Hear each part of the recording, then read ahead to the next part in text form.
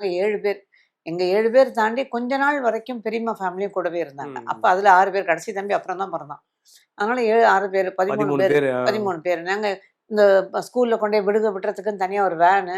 ஒவ்வொரு ஸ்கூல்லயா அதான் இறக்கி அம்மா விட்டுட்டு சொன்ன அந்த வேன் வேன்ல. அதுதான். எங்க வீட்ல விளையாட்டு அத நாய் வண்டிம்பாங்க.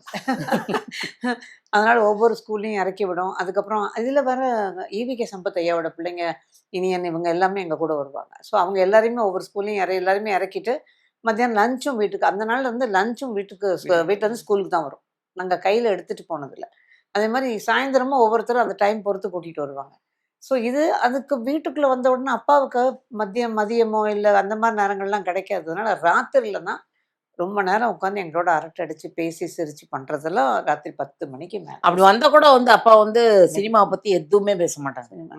கம்ப்ளீட்டா வந்து மத்த ஜோக் அடிச்சுட்டு பயங்கரமா ஜோக் அடிப்பாங்க ஏதாவது அப்பா. சம்பவம் நடந்து ஒரு வேடிக்கையான சம்பவம் அந்த மாரி இருந்தா சொல்லுவாங்க. பட் அதுக்கப்புறம் தான் எனக்கு தெரியும். எங்களுக்கு தெரிஞ்சது வந்து இப்ப அண்ணன்கள்லாம் சொல்லும்போது தெரியும். அப்பா வந்து தான் ஜாமீன் கையெழுத்து போட்டு நெறைய விஷயங்கள்ல மாட்டிக்கிட்டு கஷ்டப்பட்டதெல்லாம் நீங்க பண்ணிடக்கூடாது. கையெழுத்து போடாது எதுலயும் கையெழுத்து போட்டுறாதீங்க அப்படிங்கிற மாரிலாம் சொல்லுவாங்க அப்பான்னு சொன்னாங்க. பட் பொதுவா வந்து எல்லாரோடையும் பேசி, சிரிச்சு அந்த மாரி அது அநேகமா பெரும்பாலும் நைட்டு தான். நைட்டு தான் இல்லையா? நைட்டு பட் தான். ஆனா இப்ப ஸ்கூல் போற பிள்ளைங்கன்றனால அது மறுநாள் காலையில எழுந்துக்கணுமே, அதெல்லாம் எப்படி அது எங்க சமாளிச்சீங்க? அம்மா சத்தம் போடுவாங்க. ஆ. ஏன்னா அப்பா என்ன ம். பண்ணாங்க, நாங்க படுத்திருக்கிறத தாண்டி தான் அவர் ரூமுக்கு போணும். ஆ. மெதுவா ஏதாவது ஒரு டிக்கெட்ட தட்டி விட்டு போயிடுவாங்க. அப்படி அந்த ஒரு டிக்கெட் எழுந்ததுன்னா, அடுத்தது வரிசையா எழுந்துரும். எழுந்து பின்னாடியே ட்ரெயின புடிச்சு போற மாரி பின்னாடியே போயிருவான். போனாங்கன்னா உட்காந்து அம்மா தான் கத்துவாங்க. ஸ்கூல் இருக்கு நாளைக்கு எல்லாத்தையும் தூங்க விடாம பண்ணீங்கன்னா, அப்பா எல்லாம் போவாங்க அப்படின்ருவாங்க. ஆனா பேச ஆரம்பிச்சாங்கன்னா, அப்பாவுக்கு விடுதே தெரியாது. போறதே தெரியாது இல்லையா?